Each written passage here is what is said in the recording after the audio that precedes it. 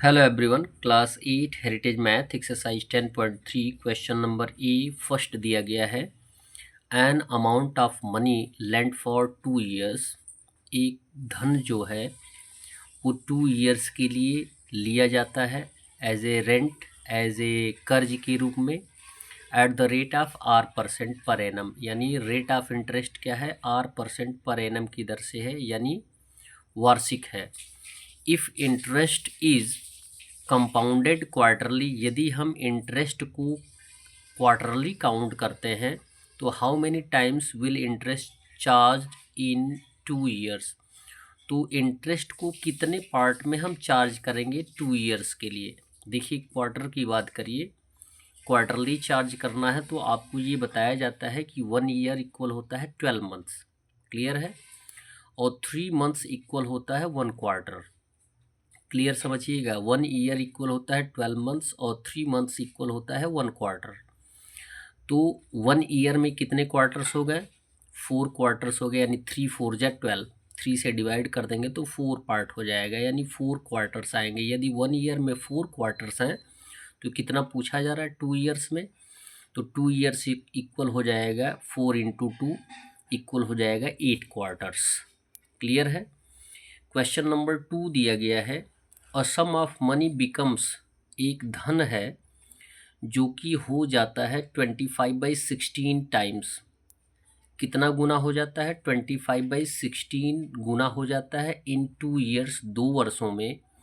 If the interest being compounded annually, यदि interest compounded annually लिया जाता है तो कोई सम यानी कोई प्रिंसिपल कितना हो जाता है 2 years में। यदि कंपाउंडेड एनुअली कोई इंटरेस्ट लिया जाता है तो वह कितना हो जाता है, कितना गुना हो जाता है, 25/16 गुना हो जाता है। What will be the rate of interest, तो आपको फाइंड आउट करना है कि रेट ऑफ इंटरेस्ट कितना होगा। क्लियर है। क्वेश्चन एक बार समझें। कोई धन आपने लिया, और धन यानी प्रिंसिपल यानी मूलधन, ठीक है। वह मूलधन किसी रेट ऑफ इंटरेस्ट पे 2 years के लिए कितना गुना हो जाता है, 25/16 टाइम्स हो जाता है, किसका, अपने का गुना हो जाता है। तो हमें rate of interest find out करना है। तो सॉल्यूशन में लिखेंगे प्रिंसिपल, प्रिंसिपल आपको पता नहीं है तो प्रिंसिपल क्या मान लेंगे, पी मान लेंगे। प्रिंसिपल इक्वल पी मान लेते हैं, प्रिंसिपल पी है। अमाउंट क्या हो जाता है, प्रिंसिपल का 25/16 गुना हो जाता है, तो क्या करेंगे, प्रिंसिपल में 25/16 से मल्टीप्लाई कर देंगे तो आंसर आ जाएगा 25p/16। क्लियर है। टाइम कितना दिया गया है, 2 years।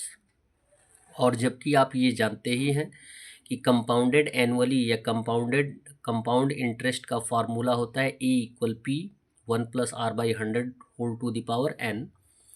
अब देखें, ए का वैल्यू आपको पता ही है, अमाउंट 25/16p इक्वल प्रिंसिपल का p और 1 + R/100 and whole to the power 2 n का वैल्यू दिया गया है, टाइम। अब सॉल्व करना है तो p से p हम रेड्यूस कर देंगे।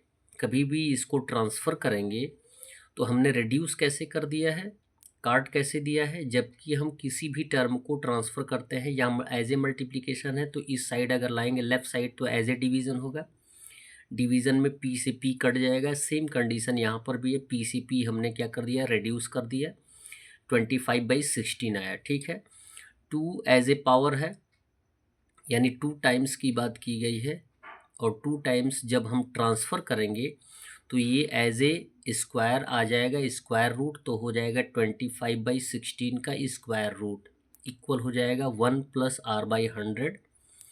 25/16 का स्क्वायर रूट फाइंड आउट कर देंगे तो 5 5 ज़ा 25 और 4 4 ज़ा 16, यानी 5/4 आ जाएगा। 1 को ट्रांसफ़र कर देंगे, एज ए प्लस है तो एज ए माइनस आ जाएगा, इक्वल हो जाएगा R/100। और यहाँ पे एलसीएम आएगा 4 और 5 का 5, 4 1 जा 4, इट मीन्स 5 में से 4 माइनस कर देंगे तो 1/4 आ जाएगा। क्लियर है, 1/4। और यहाँ है R/100। देखिए, जिस टर्म को हमें फाइंड आउट करना होता है उसे हम मोस्टली लेफ़्ट साइड ही लिखते हैं, हमने लेफ़्ट साइड ला के रख दिया है। यहाँ पे राइट साइड R/100 है, हमने यहाँ पे लेफ़्ट साइड ला के लिख दिया है R/100 इक्वल 1/4।